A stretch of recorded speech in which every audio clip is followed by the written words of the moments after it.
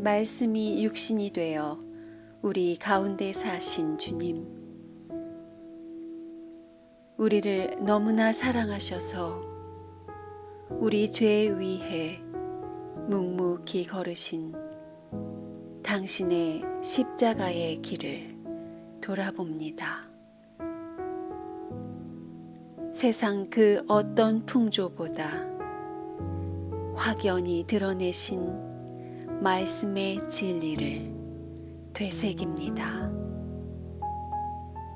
죽음이 끝이 아니라 영원한 생명의 나라가 있음을 부활로 몸소 증거하신 그 능력을 믿습니다. 이제 우리 본향을 향해 걷습니다. 당신의 길을 따라 당신의 진리와 생명을 품고 아버지의 형상 닮은 피조물들을 향해 살아 숨쉬는 사랑의 존재 되게 하옵소서. 길이요 진리요 생명 되신 우리 주 예수 그리스도의 이름으로 기도드립니다. 아멘.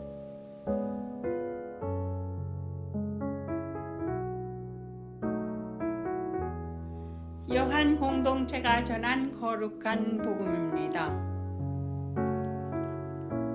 너희는 걱정하지 마라. 하느님을 믿고 또 나를 믿어라. 내 아버지 집에는 있을 곳이 많다. 그리고 나는 너희가 있을 곳을 마련하러 간다. 나는 길이요 진리요 생명이다. 나를 거치지 않고서는 아무도 아버지께 갈 수 없다. 주님의 말씀입니다.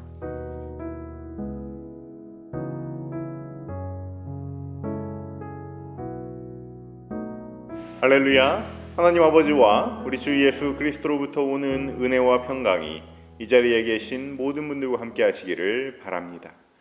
밤이 깊어갑니다. 그런데 시간이 멈춘 것 같은 정막만 흐르는 듯합니다. 예수께서 제자들이 감당할 수 없는 말씀을 시작하셨기 때문입니다. 그렇습니다. 시간을 거슬러 올라가 봅니다. 부활의 기쁨의 근원을 찾아서 떠나는 여행을 오늘 이 부활절 다섯째 주일에 떠나고 있습니다. 시간의 역순으로 보면 부활 이전에는 십자가 고난이 있었죠. 그 이전에 최후의 만찬이 있었고 그 자리에서 선포된 예수님의 유언 가운데 부활의 기쁨의 실마리가 있습니다. 오늘 그 현장으로 함께 가봅시다. 제자들의 표정에는 의아함이 가득합니다. 도대체 어떻게 받아들여야 할지 감당이 안 됩니다. 예수께서 떠나셔야 한다니 걱정이 이만저만이 아닙니다. 이럴 때 우리가 잘 쓰는 말이 있죠. 아유, 미리 좀 알려주시지. 예수님은 이미 여러 차례 알려주셨습니다. 그럼에도 불구하고 정작 때가 되어 고별을 선포하는 시간이 되자 마치 머리를 망치로 맞은 것 같습니다. 그 자리에 있는 11명의 제자 모두 각자의 물음이 있었을 것입니다. 그 중에서 3명의 제자들의 입술을 들어 고별 담화의 깊이가 완성됩니다. 첫째는 베드로입니다. 예수께서 마지막 메시지를 남기실 때 너희는 서로 사랑하여라. 내가 너희를 사랑한 것처럼 너희도 서로 사랑하라고 말씀하실 때 시몬 베드로가 묻습니다. 주님, 어디로 가시겠습니까? 그러자 예수께서는 지금은 나 혼자 가야 하고 나중에 너희들은 따라오게 될 거야 하고 친절하게 말씀해 주십니다. 소위 좋게 말할 때 끝낼 줄 알았으면 참 좋았을 뻔했습니다. 베드로는 성미가 급하고 지극히 충성스러운 제자 아니겠습니까? 나중에 웬 말입니까? 하는 생각으로 대답하기를 주님, 어찌하여 지금은 따라갈 수 없습니까? 주님을 위해서라면 목숨이라도 바치겠습니다 하고 대답합니다. 선을 넘은 거예요. 예수님이 딱 잘라서 말씀하셨으면 네, 나중에 따라가겠습니다 하고 순종했으면 얼마나 좋았겠습니까? 이렇게 충동적인 대답으로 선을 넘은 베드로는 우리도 잘 아는 충격적인 말을 듣습니다. 나를 위해서 목숨을 바치겠다고? 정말 잘 들어두어라. 새벽 닭이 울기 전에 너는 나를 3번이나 모른다고 할 것이다. 두 번째 제자는 도마입니다. 먼저 예수께서 고별을 선포하시면서 이렇게 말씀하십니다. 너희는 내가 어디로 가는지 그 길을 알고 있다. 점입가경입니다. 점점 제자들은 모르는 것 투성입니다. 물음이 많은 도마, 의심 많은 도마가 가만히 있을 리가 없죠. 주님, 저희는 주님이 어디로 가시는지도 모르는데 어떻게 그 길을 알겠습니까? 가만히 보면 요한 공동체는 도마를 참 사랑하는 것 같기도 합니다. 의심하는 도마를 통해 요한복음의 가장 중요한 3가지 구절 중에 2가지를 드러내요. 요한복음은 진리의 복음입니다. 진리가 어디에서 와서 어디에 머물다가 어디로 가는지를 3가지 말씀으로 정리해 보자면, 첫째는 1장 14절입니다. 말씀이 사람이 되셔서 우리와 함께 계셨는데 우리는 그분의 영광을 보았다. 그분에게는 은총과 진리가 충만하였다. 천지가 창조되기 전부터 있었던 말씀이 육신이 되었으니 그분이 바로 예수님이라는 말씀입니다. 둘째는 오늘 본문 도마의 질문에 대답하신 예수님의 말씀입니다. 나는 길이요 진리요 생명이다. 나를 거치지 않고서는 아무도 아버지께 갈 수 없다. 진리가 어디에 머물고 있는지, 진리의 담지자가 누구인지, 누가 진리를 가지고 있는지를 예수께서 말씀하십니다. 이 또한 도마와의 대화로부터 선포됩니다.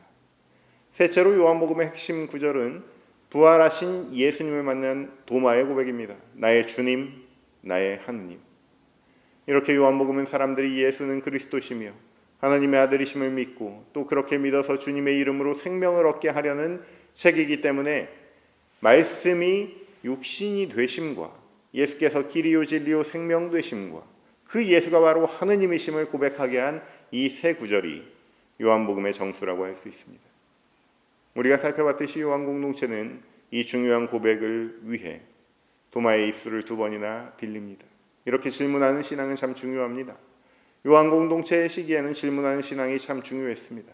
앞선 마태, 마가, 누가 공동체 곧 주님께서 금방 오실 거라고 확신을 갖고 기다려왔던 공동체와는 달리 요한 공동체는 기다리다 지친 시절을 보내고 있었습니다. 주님이 십자가에 달리시고 부활 승천하신 지 5, 60년이 지났는데도 아직도 안 오셨어요. 문자적인 재림이 아니라면 그렇다면 과연 무엇인가를 가지고 씨름해야 하는 첫 세대였습니다. 그들에게 회의와 절망과 걱정보다 중요한 것은 소망이었습니다. 그 소망은 바로 물음을 통해 완성되는 소망이었습니다. 사랑하는 성도 여러분, 우리 안에 샘솟는 어떤 물음이 있다면 모든 낙심과 의심은 사라지고 소망의 길로 연결되는 줄 믿습니다. 우리 주님께서도 그런 제자들에게 또 요한 공동체에게 그리고 오늘 우리들에게 말씀하십니다. 너희는 걱정하지 마라. 하나님을 믿고 또 나를 믿어라. 모든 근심 걱정을 뒤로 하고 부활이요 생명이신 주님만 의지하는 저와 여러분 되시기를 주님의 이름으로 축원합니다.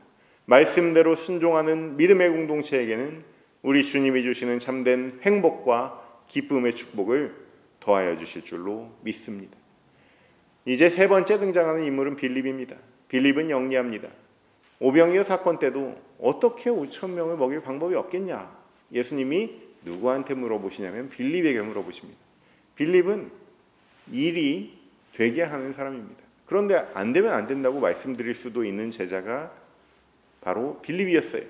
외국인들도 와서 예수님을 뵙고자 할 때 빌립에게 찾아옵니다. 말이 안 통하면 눈치가 발달하는 법이죠. 한눈에 빌립이 예수님께 연결해 줄 인재인 줄 알았던 것입니다. 그런 빌립이 지금 이러쿵저러쿵 하는 베드로와 도마의 질문이 너무 근원적이라 답답했나 봅니다. 그냥 속 시원하게 원하는 것을 예수님께 털어놓습니다. 주님, 저희에게 아버지를 뵙게 하여 주시면 더 바랄 것이 없겠습니다. 말로 설명하지 말고 그냥 한번 보여달라는 거예요. 얼마나 탁월한 요청입니까? 요즘에 챗 GPT도 써보신 분들이 계시겠지만 얼마나 질문을 잘하느냐에 따라서 기가 막힌 결과가 나오기도 하고 영 먹통인 경우도 있습니다. 빌립은 가장 효율적인 질문을 예수님께 던지는 거예요. 그런데 예수님께서는 그런 빌립에게 실망하신 거예요. 내가 아버지 안에 있고 아버지께서 내 안에 계신다고 한 말을 아직도 못 믿느냐는 거예요. 우리가 신앙생활을 하면서도 베드로와 같이 즉시 같이 가겠다고 하는 사람도 있고, 도마처럼 핵심적이고 근원적인 질문을 하는 사람도 있고, 빌립처럼 가볍지만 원색적인 뭐가 가장 효율적인지 아는 사람도 있습니다. 이외에도 12명이면 12가지 색깔의 사람들이 존재하죠. 그러한 그들이 지금 대면하고 있는 예수님은 진리 그 자체이십니다. 제자들이 지금 사색이 되고 의문이 생기고 마침내 정막이 감도는 이유는 진리 안에서 길을 잃었기 때문입니다. 험난한 인생 살아가다가 마침내 진리를 만나 붙잡았는데 떠나신다는 것이 답답합니다. 진리란 그런 것입니다. 엠마오 제자들의 눈이 떠져서 예수를 알아보았을 때 예수님이 사라지신 것처럼 보일 듯 말 듯한 것이 진리예요. 누군가 진리를 알려주겠다라고 하거든 사절하십시오. 약장수입니다. 진리는 성서를 통해서, 예수의 길을 통해서, 길과 진리와 생명 되시는 그분이 가시는 여정을 통해서 계시되는 것입니다. 예수께서는 내 아버지의 집에는 있을 곳이 많다고 말씀하셨습니다. 어떤 질문을 가진 사람이라도 다 좋다는 거예요. 다 그들의 색깔에 맞는 집이 있다는 거예요. 각자의 삶의 자리에서 우러나온 질문으로부터 출발할 때 그에 맞는 진리의 집이 각각 주어지는 것입니다. 아버지의 집에는 여러분의 자리가 있습니다. 나는 배우지도 못하고 질문도 없습니다 하는 분들도 여러분의 것을 가지실 수 있어요. 여러분의 길을 찾으실 수 있어요. 예수님이 시도로 보여주지 않으시고 유언으로 말로 남기신 이유는 누구나 자기의 길로 찾아오라는 또 다른 명령입니다. 그러나 막상 찾아가려는 사람들 입장에서는 답답합니다. 지금 떠나신다는 예수님 말씀대로라면 이제 제자들은 앞으로 예수님이 가신 그 길로 물어 찾아가서 하나님께 향해야 합니다. 그런데 언제 가야 하는지, 어디로 가야 하는지, 마침내 도달할 하나님 나라의 주인공이신 하나님은 과연 어떤 모습인지 알다가도 모를 일이기 때문에 답답한 거예요. 이러한 답답함을 하이데거는 비은폐성이라고 말했습니다. 감추어져 있으면서 동시에 그렇지 않다는 것입니다. 진리는 어디에나 드러나 있습니다. 그러나 우리 눈에는 감추어져 있습니다. 포스트 모던이다 뭐다에서 진리가 상대적이라고 말을 많이 하죠. 그 또한 모순입니다. 도가도비상도라는 노자의 말처럼 진리는 말해주는 순간 비진리가 됩니다. 진리는 간직하는 것입니다. 여러분이 만난 일생일대 최고의 사랑은 무엇입니까? 각자의 사연으로 각자의 기억에 감추어진 채 기억되어 있을 것입니다. 애틋할 거예요. 진리라는 것은 그런 거예요. 여러분이 예수님께 나아온 첫 자리, 그 첫사랑은 다른 누구와도 견줄 수 없는 가장 소중한 보물입니다. 그런 여러분에게 맞춤형으로 부어주시는 은혜와 진리가 우리 예수님이 주시는 생명인 줄로 믿습니다. 이러한 은혜와 진리 안에서 예수의 길을 따르기로 작정한 우리는 하나님이 예정하신 대로 당신의 형상으로 지음받았습니다. 우리는 그분이 세상에 보내시는 편지입니다. 우리는 그리스도의 향기입니다. 세상을 향하신 그 크신 하나님의 사랑을 전하는 임무가 또한 우리에게 주어진 줄 믿습니다. 아버지께로부터 와서 아버지의 뜻대로 아버지께 돌아가야 한다는 예수님은 우리에게 보일 듯 보이지 않는 듯 비춰주시는 길이에요. 진리입니다. 우리의 참 생명이십니다. 이것이 하나님께서 우리를 사랑하셔서 보내주신 그리스도 예수의 본질이며 또한 하나님의 약속입니다. 다 때가 되면 하나님께 가게 돼 있습니다. 우리 인생은 결국 잘 되게 돼 있습니다. 예 하고 순종하여서 예수께서 인도하신 길을 따라서 진리의 여정을 달려감으로 영원한 생명을 얻는 복된 저와 여러분 되시기를 주님의 이름으로 축원합니다. 모든 지각 위에 뛰어난 하나님의 평강이 그리스도 예수 안에서 너희 마음과 생각을 지키시고